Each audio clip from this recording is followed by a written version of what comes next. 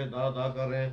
मैं आपको खराज तहसीन पेश करता हूँ। इसके साथ साथ मैं ये जो शेख हसीब साहब यहाँ पर तशरीफ़ फरमा है, इनकी कल वीडियो क्लिप चढ़ा, पूरी दुनिया में देखा चलने वाला वो वीडियो क्लिप कि इनके साथ बड़ी ज्यादती की गई।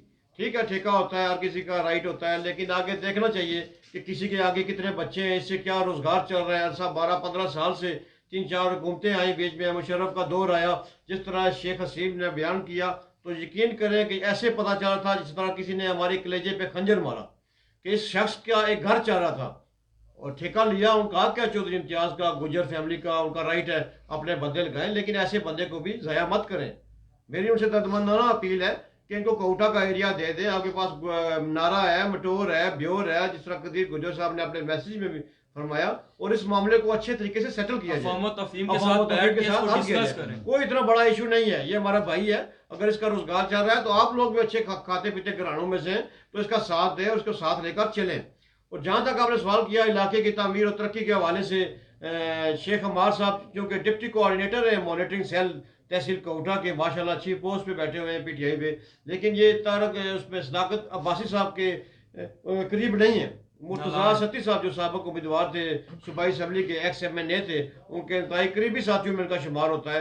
लेकिन मेरा ख्याल है आजकल उनको भी छोड़कर PTI के दूसरे ग्रुप में चले गए। और शेख अमार जो है वो खुद ही बता सकते हैं कि सदाकत अब्बासी साहब ने कितने काम कराए। मेरा ख्याल है कोटा में अभी तक सदाकत अब्बासी साहब का कोई स्वाबदीदी फंड कोटा शहर में आज तक मेरे रिकॉर्ड के मुताबिक नहीं लगा। ADB का कोई नहीं होगा, कोई प्रोग्राम नहीं। मैं समझता हूँ साबका दौरे हुकूमत में ये बेशक जो मर्जी कहें, लेकिन अगर उन पर तनकीद का वक्त आता है तो हम तनकीद भी करते हैं। बहुत अच्छा मनसूबा था आड़ी सेहता से कोटा तक इसका, रिश्याला फाटक का और बाईपास का, वो ख़त्म कर दिया गया। उसको शुरू भी करा सकते थे सदाकत अब्बासी, लेकिन वो ख़त्म कर दिया गया। मुर्तज़ा सत्ती साहब ने यहाँ पर प्रेस कॉन्फ्रेंस में उन पर इल्ज़ाम लगाए कि वर्कर को माना वर्कर को पर्चे कराना छोड़ दें। उस हवाले से मैं गुजारिश करूँगा कि आया वो इख्तलाफात इनके उसी तरह बरकरार हैं। वर्कर अब खुश हो गए सदाकत अब्बासी से। लेकिन उसके बाद मेरा भी ये सवाल है कि उसके बाद मुर्तज़ा सत्ती साहब भी नजर नहीं आए। 40,000 से ज्यादा उन्होंने वोट लिए, उनका भी तो हक बनता है कि अपने वोटर्स को सपोर्ट करें, हक उनके साथ आके शाना बिशाना हो। आपने सवालों की बहुत ज़्यादा बुछाड़ कर दिया, और बात यह है कि हम इमरान खान के साथ हैं और ना हमने मुर्तज़ा सत्ती साहब को छोड़ा है और ना सदाकत साहब को छोड़ा है। जब आप एक घर में होते हैं तो इख्तलाफात तो भाइयों में भी हो जाते हैं। और जहाँ तक बात है तरक्याती कामों की, तो मुर्तज़ा सत्ती साहब ने भी यहाँ से हल्के से 40,000 वोट लिया है, सदाकत अब्बासी साहब ने भी लिया, और तहरीक इंसाफ के रायसगीर साहब ने भी पार्टी के अंदर शमूलियत इख्तियार की है। और ये कोई पार्टी में ये जो इख्तलाफात थे ये तो चले छोटी मोटी बातें होती रहती हैं, हल भी हो जाते हैं, लड़ते हैं झगड़ते हैं, जगह बैठ भी जाते हैं। अगर हमने ना तो मुर्तज़ा सत्ती साहब को छोड़ा है ना सदाकत अब्बासी साहब को छोड़ा है, हमारा लीडर इमरान खान है, जो बैठ के निशान पे इलेक्शन लड़ेगा हम उसको वोट देंगे। और जहाँ तक आपने तरक्याती कामों का कहा है, आपके सामने ज़बाखाना रोड 12 साल से टूटी हुई थी।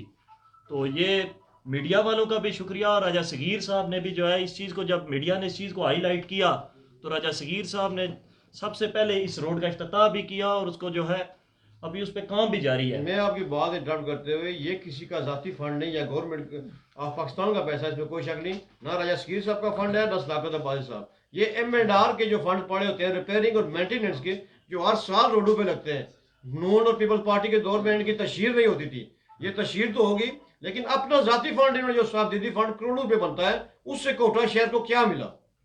सर मैं आपको बता रहा हूँ, फंड कोई भी है, मैंने कोई शायद हकान अब्बासी साहब भी अपने घर से नहीं लेकर आते थे, या राजा मोहम्मद अली साहब भी अपने घर से नहीं लेकर आते थे। ये गवर्नमेंट ऑफ पाकिस्तान का ही फंड है।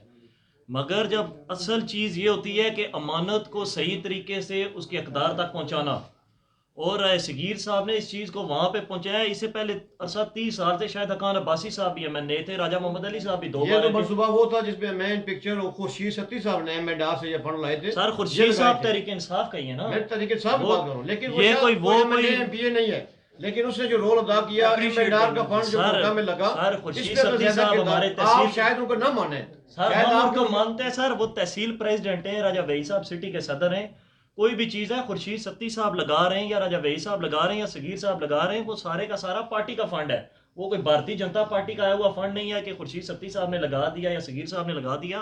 वो तहरीक इंसाफ का फंड है, वो मंशूर में है, अवाम का हक है। आपके 8 करोड़ के फंड लगे हैं शहर में, म्यूनिसिपल कमेटी के जो फंड लगे हैं वो MNA MPA के नहीं थे, लेकिन वहां पर भी जो फंड लगे हैं वो मुस्लिम लीग नून को दे दिए गए हैं। मुस्लिम लीग ऐड नून आपने देखा मुझे होगा ये कि बताएं कि कोई एमएनए एमपी होता है वो मुस्लिम लीग नून का होता है या तहरीक इंसाफ का होता है? वो पूरे हल्के का होता है। अगर किसी मुस्लिम लीग के बंदे की अगर गली बन रही, नून पर भी तनकीद करते रहते सर थे कि तनकीद, मुस्लिम एक लीग मिनट नून मेरी ने- बात सुने, मुस्लिम लीग तनकीद नून ने मुंशी रख लिया। सर मेरी बात अब सुने, आपके पास तनकीद कितने मुंशियों की सर कीमत मैं है? आपको टू द पॉइंट जवाब दे रहा हूं ना कि तनकीद का इसका ये मतलब नहीं है कि मुस्लिम लीग के बंदे को दे दिया तो ये है कि मुस्लिम लीग का वो बंदा है तो उसके घर का मीटर भी कटवा दें। इस तरह नहीं होता। किसी बंदे का अगर उसको अगर गली नहीं बन रही तो वो उसका मतलब ये नहीं है कि मुस्लिम लीग नून क्या तो भाई इसकी गली नहीं बनेगी, तहरीक इंसाफ वाले की बन जाएगी। ये नून लीग का एजेंडा हो सकता है, तहरीक इंसाफ का ये मंशूर बिल्कुल नहीं है। सबके काम बराबर होंगे। मुस्लिम लीग नून वाला है या पीटीआई वाला है, पीपल्स पार्टी वाला है, जो पाकिस्तान का शहरी है उसका काम होगा। आप क्या समझते हैं साबिक वज़ीर आज़म के दौर में कोटा शहर में जब चेयरमैन भी मुस्लिम लीग नून के थे, उनके काम नहीं हुए?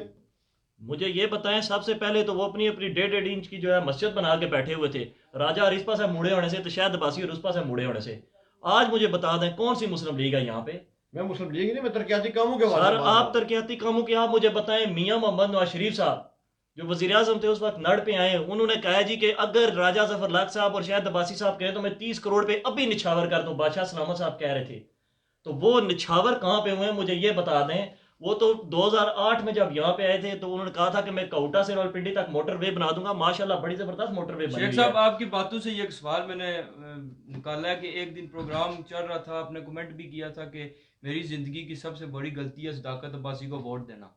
तो इस हवाले से आप क्या, सर, इसको मैंने कैसे ऐसा जस्टिफाई कर? सर, मैंने सर ये ऐसा मैंने कोई मैंने comment खुद नहीं- कमेंट आपका आया सर था, मैंने आपको इस read टाइम फेसबुक पे मेरे नाम की 3 से 4 आईडीज बनी नहीं, हुई वो हैं। आपकी थी। सर कैसे हो सकता है? सर, मैंने वो ऐसा आपकी- कोई कमेंट नहीं किया। सदाकत अब्बासी साहब से हमारे इख्तलाफात रहे और हमने मीडिया में भी आकर कहे, और ये नहीं है कि अभी सदाकत अब्बासी साहब से हमारे इख्तलाफात खत्म हो गए, मगर हमारे इख्तलाफात अपनी जगह हैं।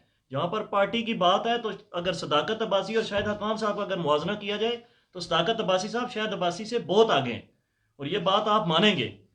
उसकी वजह यह है कि शाहिद अब्बासी साहब ने कोटा में आज तक आके क्या किया है? 30 साल से मैंने रहे, और सदाकत अली अब्बासी ने यहाँ पे स्याला पुल मंजूर करवा दिया, जिसका काम इंशाल्लाह 2022 में आप स्याला पुल से ऊपर से गुजर के सबरी जाएंगे में बन भी इंशाल्लाह। गया था ना। सर देखें, वो बात फिसल जाए जुबान से, उसकी एक और बात है, फंड मंजूर हुआ है कि नहीं हुआ, मंसूबा लगा है कि नहीं लगा, ये आप बताएं। ये कब तक बन जाएगा? सर ये तो इंशाल्लाह हम आपसे 2022 में, मैं आज आपको ऑन द रिकॉर्ड ये बात कह रहा हूँ कि 2022 में आप स्याला पुल से आपकी गाड़ी ऊपर से गुजर के जाएगी अच्छा, ये इंशाल्लाह। अरसलान भाई, ये मैसेज आया कदीर गुजर साहब का, वो पढ़ना चाहिए हमें। ज़ाहिर है हमें तो किसी का पार्टी नहीं बनना चाहिए।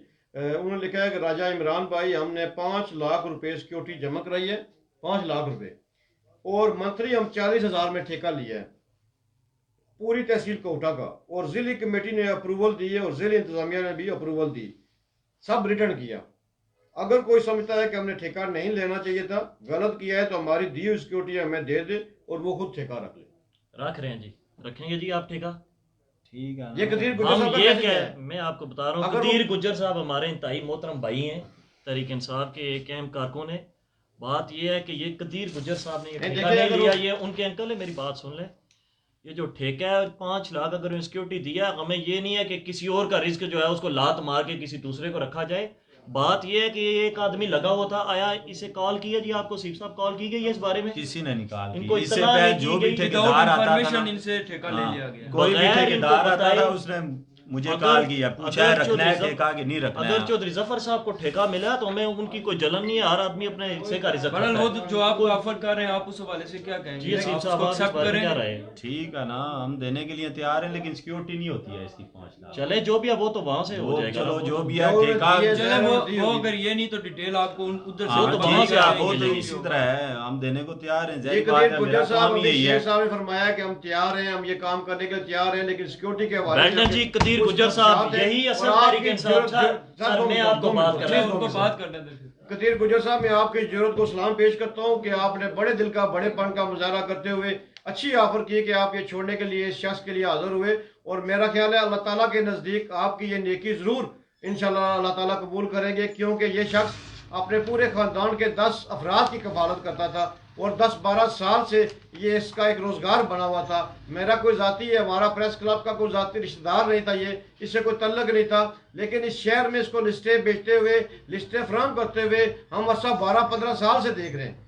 और इसलिए इसकी आवाज़ आला काम तक पहुँचाई। और मैं शुक्रगुजार हूँ कर्नल रिटायर्ड शबीर रहमान साहब का, साहब के MP हैं, कि जिन्होंने ये सारी सूरत हाल मालूम की, मुझसे 2 बार रब्ता किया फ़ोन पे, और उन्होंने कहा कि राजा तोकीर शबीर साहब से कहें कि कोर्ट में जाने से पहले, हाई कोर्ट में रिट करने से पहले आपस में बैठ के इस मामले को अवामी तफहीम से हल करना चाहिए, क्योंकि सब इस इलाके में रहते हैं। बेहतर मैं यही है कि 2 मिनट कोटा से इस बात हवाले करना से चाहूंगा। AC कोटा से भी मेरी बात हुई है, शहीद अफजल चौहान साहब, मैं और तोकीर शबीर साहब AC कोटा से भी हमने रब्ता किया। ये कदीर गुजर साहब जो है, इनका ताल्लुक तहरीक इंसाफ से है, सर जो भी और पार्टी हो, इन्होंने पार्टी छोड़ दें। माशाल्लाह बहुत हम जबरदस्त मुस्लिम- इकदाम किया और कोई गुज्जर, इंसाफ कोई की राजा, बात की कोई है। शेख नहीं है, हम सर, भाई मैं हैं, हम यही बात मुसलमान कर हैं। रहा हूँ कि उनको जब इस चीज का इल्म हुआ है तो देखे ना कितने बड़ेपन का मुजाहरा किया, माशाल्लाह हम उनका अप्रिशिएट करते और हैं। हम उनको प्रेस क्लब में बुलाएंगे इंशाल्लाह, यहाँ बुलाकर अच्छे तरीके से कर्नल शबीर साहब को भी बुलाएंगे और सबको बुला के AC कोटा ने भी इसके लिए हमारा साथ दिया, आज बुलाया दफ्तर में, उन्होंने वो बात की सारी, मैं उनका भी शुक्रिया अदा करता हूँ। गो करके पोस्टिंग हो चुकी है, लेकिन उन्होंने बहुत अच्छी खिदमत इस इलाके में पेश की, और ये मसला उन्होंने खुद सुना। वीडियो देखने के बाद उन्होंने मुझसे रब्ता किया कि क्या डिटेल है इसकी, उनको डिटेल बताई गई, उन्होंने दफ्तर बुलाया, उन्होंने कहा कि इंशाल्लाह हम ये मामला हल करेंगे। लेकिन इस दौरान उनकी पोस्टिंग का वो लेटर आ गया, तो जो भी इस कार्य खैर में हिस्सा डालेगा हम उसको प्रेस क्लब में बुला। इमरान भाई, प्रेस क्लब की कोशिश ही यही रहती है कि जो ऐसे मामले होते हैं इलाके में, अमन की बहाल हो, फहम तफहीम के साथ हल किया जाए, और जो गरीब लोग हैं उनको भी और इस सिलसिले में असलाम भाई, मैं तोकीर शबीर साहब को जरूर उनका शुक्रिया अदा करूंगा कि अवाम की आवाज़ के प्लेटफॉर्म से सबसे पहले ये आवाज़ उठी मीडिया के हवाले से, वो उन्होंने बहुत अच्छे तरीके से, किसी मीडिया ग्रुप ने, बहुत बड़े बड़े चैंपियन यहाँ पे हम समेत बनते हैं, लेकिन पहले उन्होंने आवाज़ उठाई, और मैं उनको सलाम पेश करता हूँ कि उन्होंने एक शख्स, गरीब शख्स की सदा बुलंद की, और अल्लाह ताला इसका अजर उनको देगा, हम कुछ नहीं दे सकते। और तोकीर शबीर साहब ने मुझे भी कॉल करके स्पेशली बुलाया इसीलिए मैं समझता कि हूँ यार अच्छी कि बात एक है। आदमी के साथ ज्यादती हो रही है तो मैं यहाँ पे आऊँ। तोकीर साहब की और आज वाकई ये में जो है असलाम भाई, ये मीडिया का एक आपको बहुत भी बड़ा कहना किरदार चाहता है। है कि प्रेस क्लब कोटा ने एक ऐसे शख्स को दोबारा रोजगार दिलाने में अहम किरदार अदा किया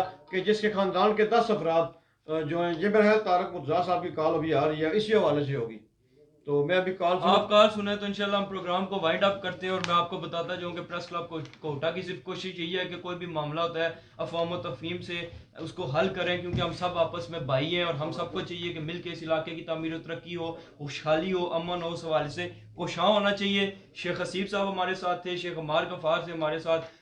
आखिर में आपको यही पैगाम है कि अपने इलाके की तामीर और तरक्की के लिए सब मिलकर किरदार अदा करें, फिर सोशल मीडिया को पॉजिटिव यूज़ करें आप, और इसके अलावा लोगों के दुख दर्द बांटें आप, मोहब्बतें बांटें, लोगों को इंसानियत की खिदमत का दर्स दें, खुद भी इंसानियत की खिदमत करें। यही हमारा मिशन होना चाहिए, तब भी दुनिया और आखिरत में हम कामयाबी समेट सकते हैं। इजाज़त दीजिए कैमरामैन शमरेज सत्ती के साथ अपने मेज़बान अरसलान कियानी को। खुदाफिज़, पाकिस्तान जिंदाबाद।